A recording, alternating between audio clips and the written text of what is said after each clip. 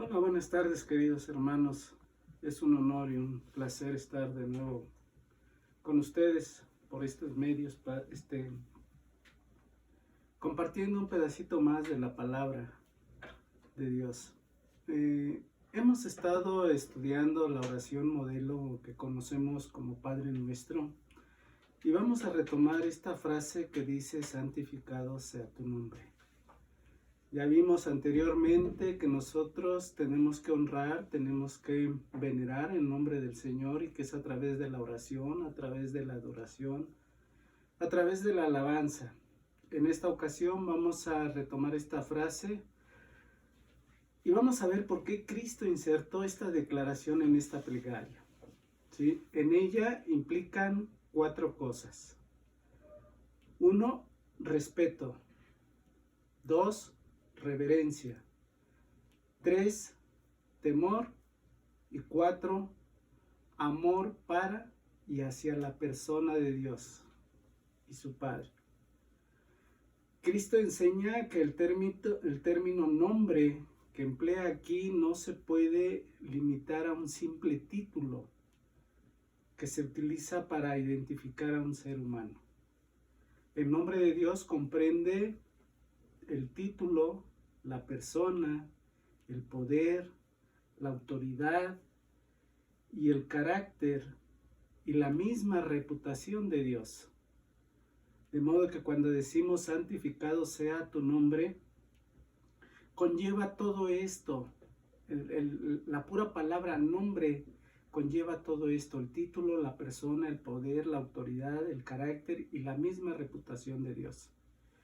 Fíjense que en la antigüedad, el pueblo hebreo tenía un respeto tal por el nombre de Dios que no se atrevían a pronunciar con sus labios, ni intentaban darle un lenguaje humano.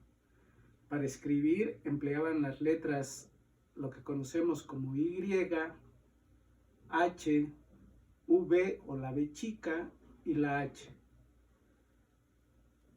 Más tarde este conjunto de letras se amplió a Yahvé, que es Y-A-H-V-E,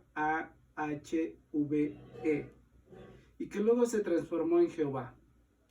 Y en algunas traducciones de la Biblia se representa por el Señor.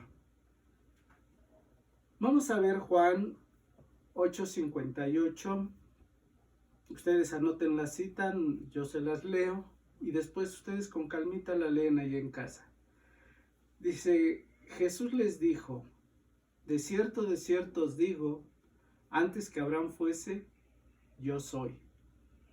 Deja bien claro que Dios es el Señor eterno, imperecedero y perdurable de todo el universo, incluyendo tanto el cielo como la tierra, que es el mismo por la eternidad. O sea, Dios siempre ha sido, hoy, ayer y siempre. Él es el eterno, Él no cambia, ¿sí? Entonces, por lo tanto, merece nuestro mayor respeto y reverencia. Cuando Jesús dice Padre Nuestro, disipa nuestros temores y enciende nuestro corazón, porque es un Padre lleno de compasión y comprensión y perfectamente alcanzable. Acuérdense que vimos también que no es como nuestro Padre terrenal, el cual en algunos casos y a muchos de nosotros nos ha fallado, y conocemos un Padre que abandonó, un Padre que no sustentó, un Padre que no fue cariñoso, sino todo lo contrario. Pero es totalmente diferente con nuestro Padre Celestial, porque Él es compasivo, comprensivo y es perfectamente alcanzable. Muchos de nosotros veíamos inalcanzable estar a los ojos de nuestro Padre, porque todo lo que hacíamos a lo mejor hasta le parecía mal. Y con Él no. Él nos comprende y tiene compasión de nosotros. Jesús dice en Mateo 6:9, santificado sea tu nombre. ¿Qué quiso decir en realidad con esta frase? En otras palabras, quedaría así esta frase: Padre, que tu persona, tu identidad, tu carácter, tu reputación, tu mismo ser sean siempre honrados, sean mantenidos sin tacha, sin arruga, sin mancha, es decir, que nadie difame tu nombre o tu fama. En el mundo muchas veces decimos, cuando algún ser humano falla, decimos crea fama y échate a dormir, ¿verdad? Pero aquí estamos viendo que Jesús insertó esta frase porque Él quería que todo esto quedara así, que nada difamara su nombre o su fama. Que su fama siempre sea de ese Padre amoroso, de ese Padre sustentador, de ese Padre comprensivo, de ese Padre alcanzable al que nos podemos acercar sin temor para poder platicar con Él y decirle todas nuestras tristezas, nuestras alegrías, nuestras necesidades, nuestros enojos, todo lo que conlleva la vida del ser humano, lo podemos vertir con Él y Él nos va a comprender. Y para poder entender un poquito el carácter de Dios, vamos a imaginar un cubo de 6 lados, lo que llamamos un dado, perfectamente simétrico de sus 6 lados.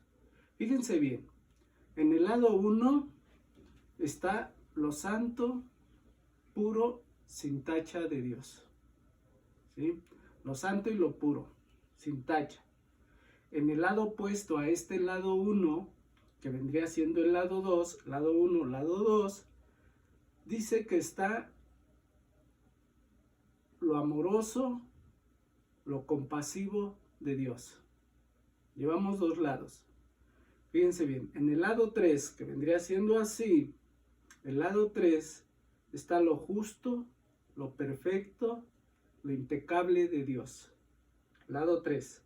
Vamos a ver el lado opuesto, que vendría siendo el lado 4, que dice que está lo inconmensurable de su misericordia, su bondad, su longanimidad de Dios.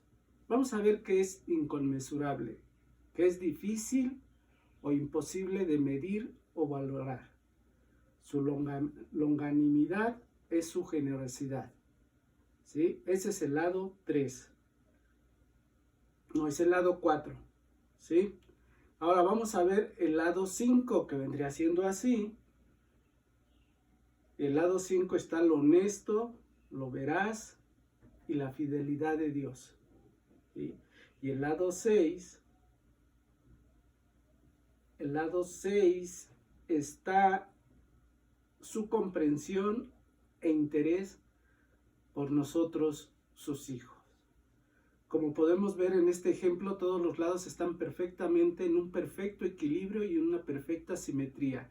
No hay el más mínimo error en el carácter de Dios. De modo que si nosotros tuviéramos ese dado con todo lo que les acabo de mencionar y jugáramos, vamos a suponer, vamos a jugar con ese dado, y cuando nosotros lo aventáramos, cualquier lado que cayera es en beneficio de nosotros.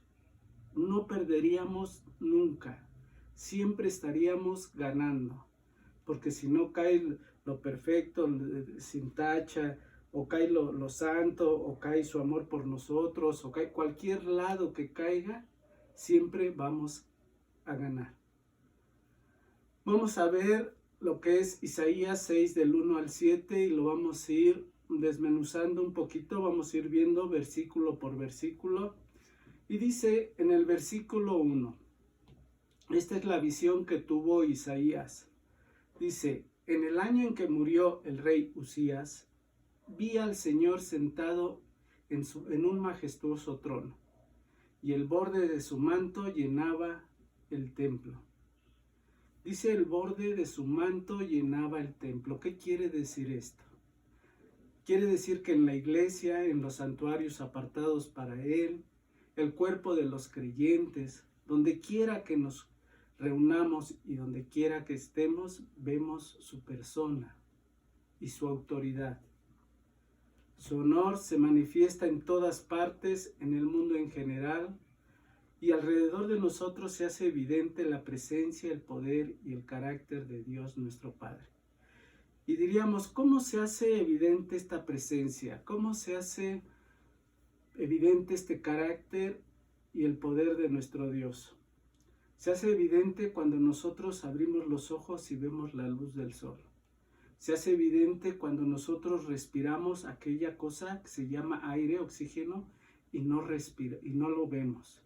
Se hace evidente cuando vemos las plantas crecer, se hace evidente cuando vemos los pajarillos que vienen aquí a los árboles. Por ejemplo, nosotros tenemos jardín, un pedacito de jardín, y a veces aquí en la mañana nos despierta el cantar de los pájaros. Ahí es donde vemos que se hace evidente la presencia y el poder y el carácter de nuestro Dios. Se me terminaron los 10 minutos y en un momentito regresamos.